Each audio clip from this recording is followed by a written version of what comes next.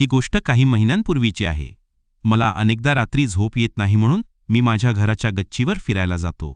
त्या दिवशीही मला झोप लागत नव्हती म्हणून मी मोबाईल घेऊन गच्चीवर गेलो.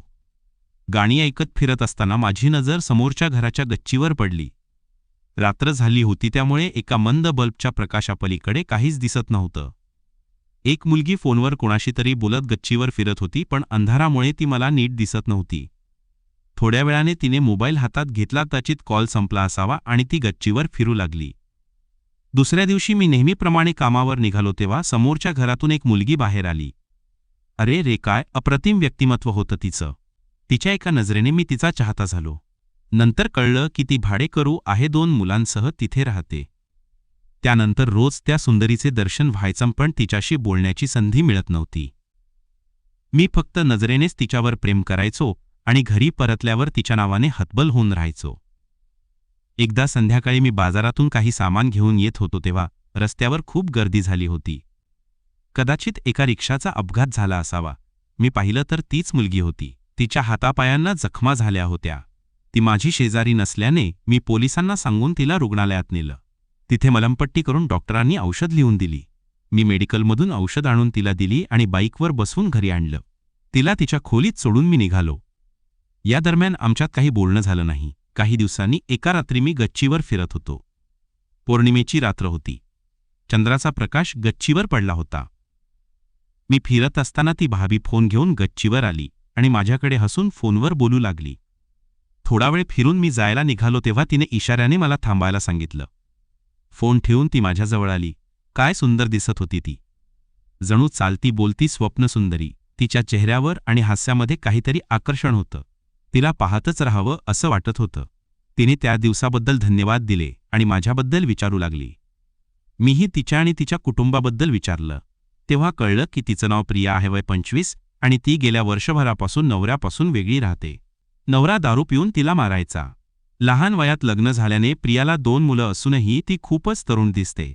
त्या दिवसापासून आमच्या गप्पांचा सिलसिला सुरू झाला. रात्री गच्चीवर फिरताना आम्ही बोलायचो. प्रिया खूप हसत खेळत बोलायची. मी मधूनमधून तिच्या सौंदर्याची तारीफ करायचो तेव्हा ती लाजून हसायची. एकदा तिने माझा फोन नंबर मागितला. मी दिला आणि त्या रात्री तिचा व्हॉट्सअपवर मेसेज आला. मला विश्वासच बसत नव्हता की इतकी सुंदर भाभी माझ्याशी बोलते. हळूहळू आमच्या गप्पा व्हॉट्सअपवर सुरू झाल्या. मी कधी मजेशीर मेसेज पाठवायचो तर कधी डबल मिनिंग जोक्स. ती फक्त स्माइली पाठवायची.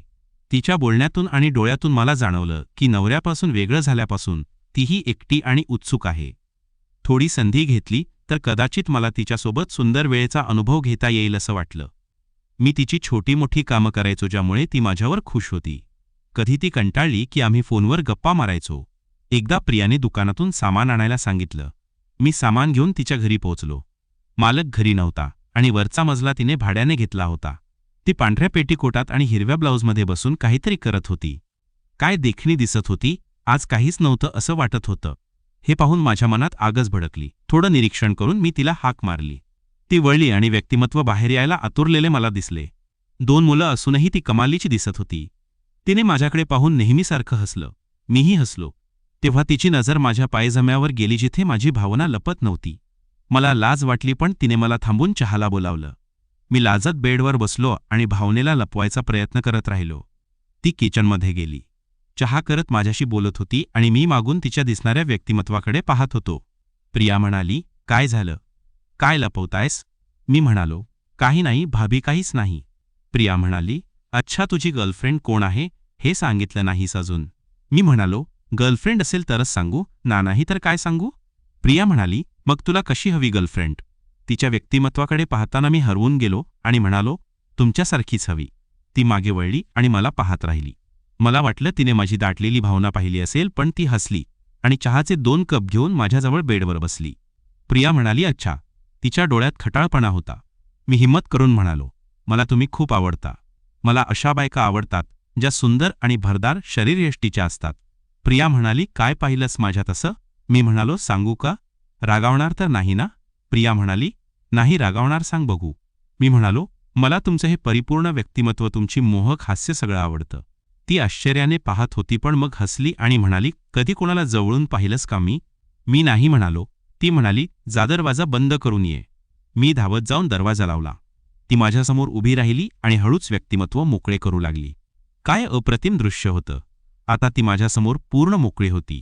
तिचं सौंदर्य वर्णन करता येणार नाही. लांब केसकाजळाचे डोळेलाल टिपला लिपस्टिक, मंगलसूत्र, बांगड्या पायात पैंजण आणि तिची ती दिलखेच खास हास्य. तिचं व्यक्तिमत्व परिपूर्ण होतं. ती जवळ आली आणि माझ्या कानात म्हणाली, फक्त पाहणार की काही करणार? मला विश्वासच बसत नव्हता. मी पटकन भावना मोकळी केली आणि तिच्यासमोर उभा राहिलो. तिने माझा हात घेऊन तिच्या व्यक्तिमत्वावर ठेवला. आता मी तिच्या व्यक्तिमत्वाचा सुंदर वेळ घेऊ लागलो होतो. तीही मला साथ देत होती. आम्ही प्रेमळ स्पर्शाने हरवून गेलो होतो. थोड्या वेळाने ती म्हणाली, आता नाही थांबत, लवकर कर. माझ्या राजा खूप तहान लागलीय. मी तिच्या जीवनात माझी भावना टाकली आणि एकरूप झालो. तिच्या सिसक्या मला प्रोत्साहन देत होत्या. ती मला धरून माझ्यासोबत तालात होती. हाय माझ्या राजा, किती दिवसांनी हे सुंदर वेळेचा अनुभव मिळालाय, ती म्हणाली. आम्ही एकमेकांत हरवून गेलो. ती दोनदा समाधानाने थरली आणि मला म्हणाली, आता माझ्या जीवनामध्ये संपव. मी तसं केलं आणि तिने मला पूर्णपणे स्वीकारलं. आम्ही दोघेही थकून बेडवर पडलो. आज मला खूप समाधान मिळालं. आता माझी गरज तुलाच पूर्ण करावी लागेल माझ्या राजा. मीही आनंदी होतो की मला इतकी सुंदर साथ मिळाली. मग मी घरी आलो.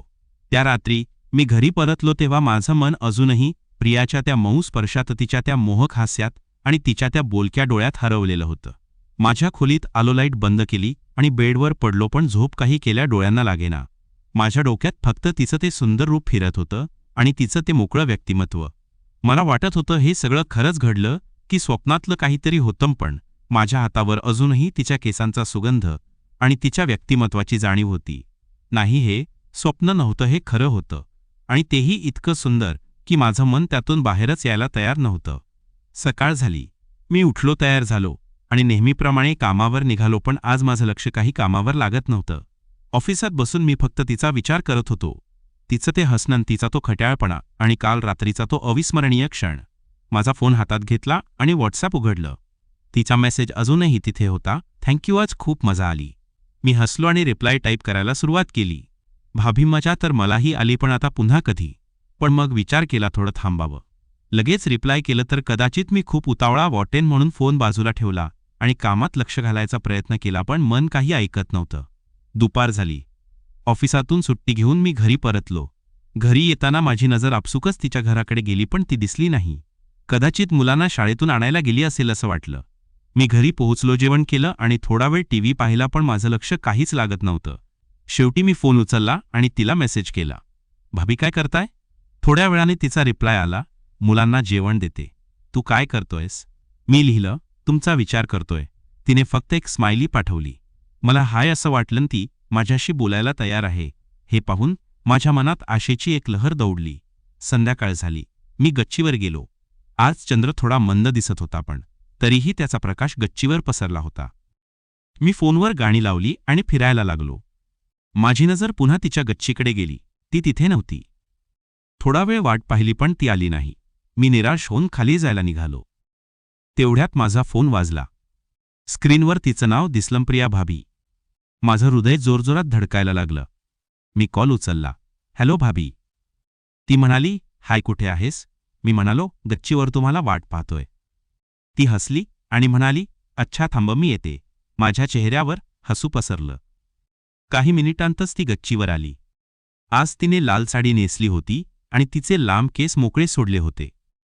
चंद्राच्या प्रकाशात ती जणू एखादी अप्सरा दिसत होती. मी तिच्याकडे पाहतच राहिलो. ती जवळ आली आणि म्हणाली, काय पाहतोयस असा? मी हसलो आणि म्हणालो, तुम्हाला पाहत राहावं असं वाटतंय. भाभी, तुम्ही खूप सुंदर दिसताय. ती लाजली आणि म्हणाली, बस, आता जास्त तारीफ करू नकोस, मला लाज वाटते. पण तिच्या डोळ्यात तो खट्याळपणा मला स्पष्ट दिसत होता. आम्ही गच्चीवर फिरायला लागलो. ती मला तिच्या मुलांबद्दल सांगू लागली, कशी ती त्यांना एकटीच सांभाळते, कशी तिची सासरची मंडळी तिला मदत करत नाहीत आणि कसा तिचा नवरा तिला सोडून गेला. तिच्या बोलण्यातून तिची ती एकटीपणाची भावना मला जाणवली. मी म्हणालो, भाभी, तुम्ही एकट्या नाही आहात, मी आहे ना तुमच्यासोबत. तिने माझ्याकडे पाहिलं आणि हलकेच हसली. खरंच? ती म्हणाली. मी होकारार्थी मान हलवली आणि तिचा हात हलकेच हातात घेतला. तिने मला थांबवलं नाही. रात्र वाढत गेली. आम्ही गप्पा मारत होतो, हसत होतो आणि एकमेकांच्या जवळ येत होतो. तिने मला विचारलं, तुला कधी लग्न करायचं का? मी हसलो आणि म्हणालो, लग्न तर करेन, पण मला तुमच्यासारखी बायको मिळाली तरच. ती खळखळून हसली आणि म्हणाली, माझ्यासारखी म्हणजे कशी? मी म्हणालो, सुंदर हसरी आणि थोडीशी खट्याळ. तिने माझ्या हातावर हलकेच चापट मारली आणि म्हणाली, तू पण कमी खट्याळ नाहीस. त्या रात्री आम्ही खूप वेळ बोललो. शेवटी ती म्हणाली, आता जाऊ. मी म्हणालो, थोडा वेळ थांबा ना. भाभी, तुमच्यासोबत वेळ घालवायला खूप छान वाटतं. ती हसली आणि म्हणाली, ठीक आहे, पण फक्त थोडा वेळ. आम्ही गच्चीच्या कट्याला टेकून उभे राहिलो. चंद्राचा प्रकाश तिच्या चेहऱ्यावर पडला होता आणि तिचे डोळे चमकत होते. मी हळूच तिच्याजवळ गेलो आणि तिच्या कानात म्हणालो, भाभी, तुम्ही माझ्यासाठी खूप खास आहात. तिने माझ्याकडे पाहिलं आणि तिच्या डोळ्यात एक वेगळीच चमक दिसली. त्या क्षणी मला वाटलं, आता काहीतरी बोलावं. मी हिम्मत करून म्हणालो, भाभी, मला तुमच्यासोबत अजून वेळ घालवायचा आहे, तुमच्याजवळ यायचं आहे. ती थोडा वेळ शांत राहिली. मला वाटलं कदाचित मी घाई केली असेल, पण मग ती हसली आणि म्हणाली, तुला माझ्यासोबत वेळ घालवायला आवडत ना? मग उद्या संध्याकाळी माझ्या घरी ये. मुलं माहेरी जाणार आहेत आणि मी एकटी असेन. माझं हृदय आनंदाने उड्या मारायला लागलं. मी म्हणालो, नक्की येईन भाभी. ती हसली आणि खाली जायला निघाली. जातेवेळी तिने मला एक नजर टाकली. ती नजर जणू मला उद्याची वाट पाहायला लावणारी होती. दुसऱ्या दिवशी मी ऑफिसातून लवकर घरी आलो, तयार झालो आणि संध्याकाळी तिच्या घरी पोचलो. दरवाजा उघडला तेव्हा ती समोर उभी होती. आज तिने काळी साडी नेसली होती आणि तिच्या गळ्यात मंगलसूत्र चमकत होतं. ती म्हणाली, ये आत ये. मी आत गेलो. घरात शांतता होती. मुलं खरंच गेलेली दिसत होती. तिने मला बसायला सांगितलं आणि स्वयंपाकघरात गेली. थोड्या वेळाने ती चहाचे 2 कप घेऊन आली. आम्ही बेडवर बसलो आणि गप्पा मारायला सुरुवात केली. तिने मला विचारलं, तुला माझ्यात काय आवडतं? मी हसलो आणि म्हणालो, सगळं आवडतं भाभी, तुमचं हसणं, तुमचं बोलणं, तुमचं हे सुंदर रूप. ती लाजली आणि म्हणाली, तू पण कमी गोड बोलत नाहीस. मी हिम्मत करून तिचा हात हातात घेतला आणि म्हणालो, भाभी, मला तुम्हाला जवळून पाहायचं आहे. तिने माझ्याकडे पाहिलं आणि मग हळूच तिची नजर खाली गेली. ती म्हणाली, ठीक आहे, पण हळूहळू मी तिच्याजवळ गेलो. तिच्या केसांचा सुगंध मला वेड लावत होता. मी तिच्या गालावर हलकेच हात ठेवला आणि तिने डोळे मिटले. त्या क्षणी सगळं थांबल्यासारखं वाटलं. मी तिच्याजवळ गेलो आणि हलकेच पापी घेतलं. ती थरली, पण तिने मला थांबवलं नाही. आम्ही एकमेकांत हरवून गेलो. थोड्या वेळाने ती म्हणाली, आता थांबू नकोस अमला, तुझी गरज आहे. माझ्या मनात आनंद आणि उत्साह यांचं मिश्रण झालं. आम्ही एकमेकांना त्या रात्रीच्या सुंदर वेळेच्या अनुभवात हरवून गेलो. तिच्या प्रत्येक स्पर्शात एक वेगळीच जादू होती. ती मला म्हणाली, तू माझ्यासाठी खूप खास आहेस. मी तिला मिठीत घेतलं आणि म्हणालो, आणि तुम्ही माझ्यासाठी सगळं आहात भाभी. त्या रात्री आम्ही एकमेकांसोबत खूप वेळ घालवला. शेवटी थकून आम्ही बेडवर पडलो. आता तू माझा आधार आहेस, मला सोडून जाऊ नकोस. मी म्हणालो, कधीच नाही भाभी. आम्ही एकमेकांना मिठीत घेऊन झोपलो. त्या रात्री प्रियाच्या मिठीत झोपलो तेव्हा मला वाटलं, आयुष्य आता परिपूर्ण झालंय. पण त्या शांततेतही माझ्या मनात कुठेतरी एक छोटीशी शंका डोकावत होती. हे सगळं इतकं परफेक्ट का वाटतंय? प्रिया माझ्यासाठी खूप खास होती, पण तिच्या आयुष्याबद्दल मला अजूनही बरंच काही माहीत नव्हतं. तिचा तो भूतकाळ, तिचा नवरा आणि ती एकटी का राहते, हे सगळं माझ्या डोक्यात फिरत होतं. पण मी त्या विचारांना बाजूला सारले आणि तिच्याजवळ राहण्याचा आनंद घेतला. सकाळ झाली. मी डोळे उघडले तेव्हा प्रिया माझ्या शेजारी नव्हती. बेडवर तिची जागा थंड झाली होती. मी उठलो आणि आजूबाजूला पाहिलं. घरात शांतता होती. भाभी, मी हाक मारली, पण काहीच प्रतिसाद आला नाही. माझी नजर टेबलवर गेली. तिथे एक छोटी चिठ्ठी होती. मी ती उचलली आणि वाचली. मला थोडं काम आहे, लवकर परत येते. चहा स्वयंपाकघरात आहे. मला हाय असं वाटलं, ती कुठेतरी गेली असेल असं वाटलं. मी चहा घेतला आणि घरी निघालो, पण मनात कुठेतरी एक प्रश्न उभा राहिला, ती सकाळी इतक्या लवकर कुठे गेली असेल? दिवसभर मी ऑफिसात होतो, पण माझं लक्ष कामावर लागत नव्हतं. प्रियाचा विचार माझ्या डोक्यातून जात नव्हता. तिचं ते हसणं, तिचा तो खट्याळपणा आणि काल रात्रीचा तो अविस्मरणीय क्षण. दुपारी मी तिला मेसेज केला, भाभी कुठे गेली होती सकाळी? तिचा रिप्लाय आला, मुलांना भेटायला गेले होते, आता घरी आहे. तू काय करतोयस? मी लिहिलं, तुमचा विचार करतोय. संध्याकाळी भेटू? तिने फक्त एक स्माइली पाठवली. मला हसू आलं, पण तरीही मनात काहीतरी खटकत होतं. संध्याकाळी मी घरी परतलो आणि गच्चीवर गेलो. आज आकाश ढगाळलं होतं. चंद्र दिसत नव्हता. मी फोनवर गाणी लावली आणि फिरायला लागलो. थोड्या वेळाने प्रिया तिच्या गच्चीवर आली. तिने आज निळी साडी नेसली होती आणि तिचे केस मोकळे सोडले होते. ती माझ्याकडे हसली आणि म्हणाली, काय झालं, आज एकटाच फिरतोयस? मी हसलो आणि म्हणालो, तुम्हाला वाट पाहतोय भाभी. ती हसली आणि फोनवर कोणाशी तरी बोलायला लागली. मी तिच्याकडे पाहत होतो, पण माझी नजर तिच्या हातातल्या फोनवर गेली. तो नेहमीचा फोन नव्हता. हा काहीतरी वेगळा दिसत होता. एक विचित्र डिझाईन आणि स्क्रीनवर काहीतरी लाल बत्ती ब्लिंक करत होती. मी काही बोलणार तेवढ्यात तिने कॉल संपवला आणि माझ्याकडे आली. कोणाशी बोलत होतीस? मी विचारलं. ती म्हणाली, माझ्या बहिणीशी. ती मुलांना सांभाळते ना तिच्याशी बोलत होते. मी होकारार्थी मान हलवली पण मला तिच्या उत्तरावर विश्वास बसला नाही. तिच्या डोळ्यात काहीतरी लपवल्यासारखं वाटत होतं. मी म्हणालो, भाभी तुम्ही आज खूप सुंदर दिसताय. ती लाजली आणि म्हणाली, तू पण रोज नवीन तारीफ घेऊन येतोस. पण माझं लक्ष तिच्या हातातल्या त्या फोनवर होतं. तो काय होता आणि ती माझ्यापासून काहीतरी का लपवते? रात्र झाली. आम्ही गप्पा मारत होतो पण माझ्या मनात सस्पेन्स वाढत होता. शेवटी मी हिम्मत करून विचारलं, भाभी तुमचा तो फोन काहीतरी वेगळा दिसला, नवीन घेतलाय का? ती थोडा वेळ शांत राहिली आणि मग हसत म्हणाली, नवीनच आहे. माझा जुना फोन खराब झाला होता. पण तिच्या हसण्यात काहीतरी बनावटपणा जाणवला. मी काही बोलणार तेवढ्यात तिचा फोन वाजला. ती घाईघाईने म्हणाली, मी आता येते आणि खाली गेली. मला राहवलं नाही. मी तिच्या मागे गेलो आणि तिच्या घराच्या खिडकीतून पाहिलं. ती फोनवर बोलत होती आणि तिच्या चेहऱ्यावर एक वेगळाच तणाव दिसत होता. दुसऱ्या दिवशी मी ऑफिसातून लवकर सुटलो आणि घरी आलो. माझ्या डोक्यात प्रियाचा तो फोन आणि तिचं ते वागणं फिरत होतं. मी माझ्या लॅपटॉपवर बसलो आणि त्या फोनच्या डिझाईनबद्दल सर्च करायला सुरुवात केली. थोड्या वेळाने मला एक वेबसाईट सापडली, काहीतरी ब्लॅक मार्केट टेक्नॉलॉजीशी संबंधित. तिथे एक डिव्हाइस दिसलं जे प्रियाच्या फोनसारखंच होतं. त्याचं नाव होतं शॅडो पल्स. एक हायटेक गॅजेट जे लोकेशन ट्रॅकिंग, व्हॉइस रेकॉर्डिंग आणि काहीतरी रिमोट न्यूरल इंटरफेससाठी वापरलं जातं. माझ्या काळजात धस झालं. हे काय आहे आणि प्रियाकडे असं काही का आहे?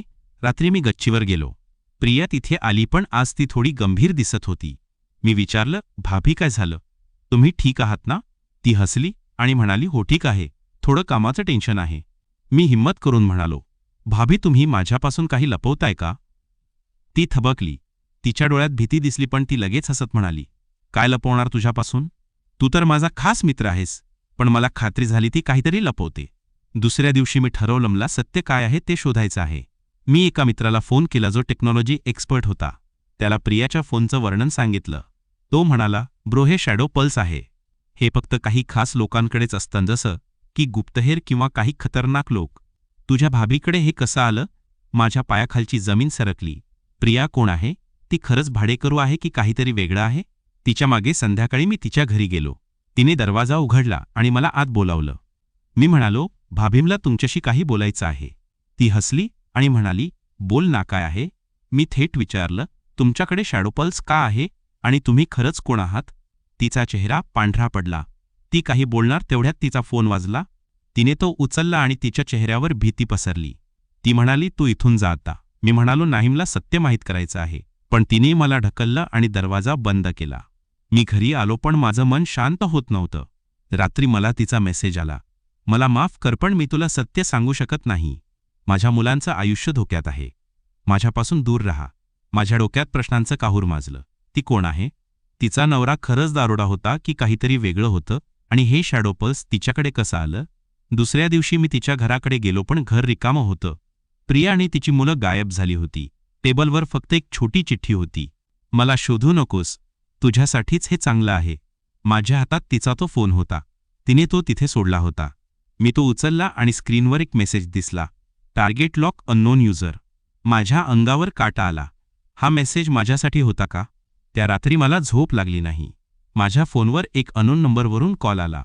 मी उचलला आणि एक मेकॅनिकल आवाज ऐकू आला, तू जास्त शोधलंस, आता तुझी वेळ संपली आहे. कॉल कट झाला. माझ्या हातातून फोन खाली पडला. प्रिया कोण होती आणि मी आता कोणत्या संकटात सापडलो होतो? मित्रांनो, काय झालं पुढे ते जाणून घ्यायचं असेल तर फक्त एक काम करा, या व्हिडिओला लाईक करा आणि 700 लाईक पूर्ण करा. तुमच्यासाठी पार्ट 2 रेडीच आहे. आणि नवीन असाल तर आपल्या पीके मराठी स्टोरी चॅनलला सबस्क्राईब करून बेल आयकॉन दाबा. मग भेटूया पुढच्या भागात. धन्यवाद.